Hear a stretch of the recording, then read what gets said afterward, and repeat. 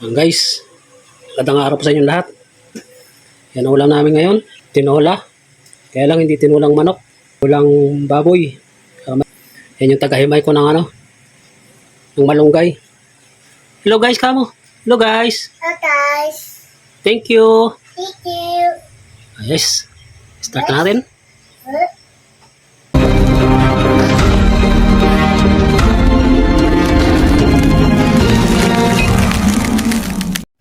Titinola tayo ng pork.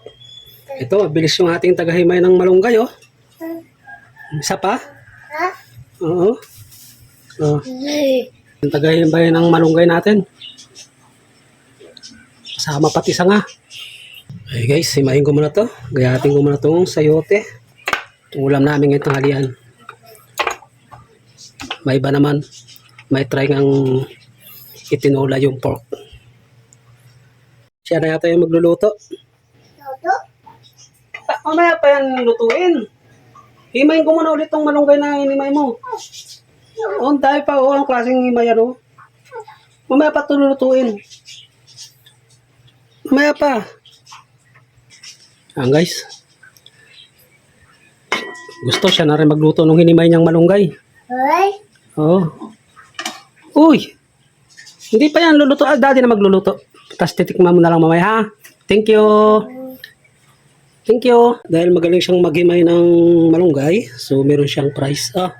Ito na, price mo. Oh, galing maghimay ng malunggay. Ayan na. Ayan guys. Okay na yung ating mga sangkap. Pinitpit ko lang yung bawang. Tsaka luya natin para malasa. Buwang tangla doon sa aking tarim. Medyo maliit pa. Okay na yan.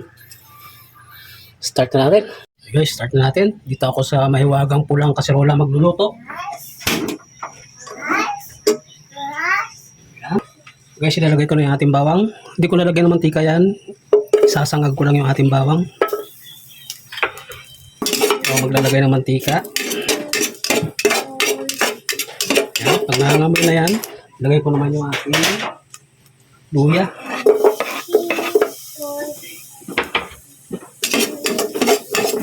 Yan.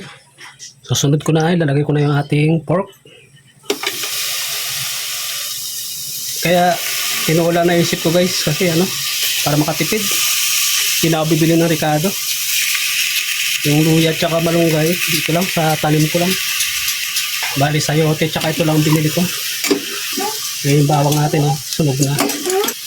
Sangkutsahin lang natin yan. Yan lang naman sikreto sa tinola. Magandang sangkutsa mo, masarap ang kalalabasan. So lalagay na ako ng patis para magkaroon ng lasa.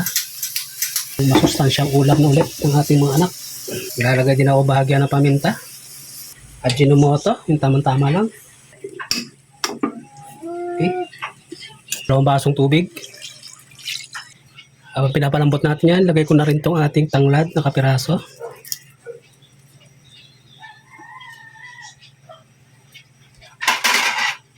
So, palalambutan muna natin yan. Ganyan lang kasimple guys.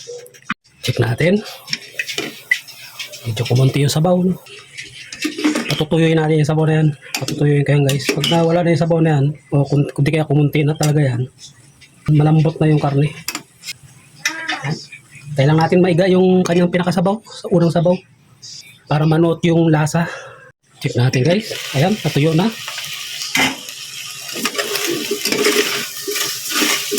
Ayan guys, ang masarap na sangkutsa. Nanuot na ang lasa niya sa loob ng ating karne. Ayan. At malambot na rin sigurado yung karne niyan guys. Bango niya. Saka natin ilalagay yung sayote. Ayan. Saka ulit natin siya sa sabawan para naman pampalambot ang sayote. Bango. Hindi ko na ganong sasabawan yan guys. Yung tama lang labas yung Yan. Okay na yan. Kunti-kunti lang. Ayos na yan. Yan na. Check natin yung sayote guys. Malambot na. Okay na.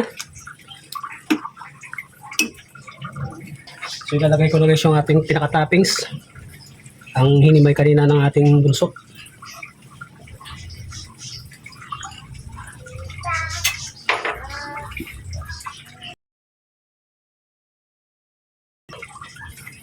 Tinulang pork. Mastansya. Ulam ng ito yung ulam namin ngayong tanghalian guys. Ng aking mga anak.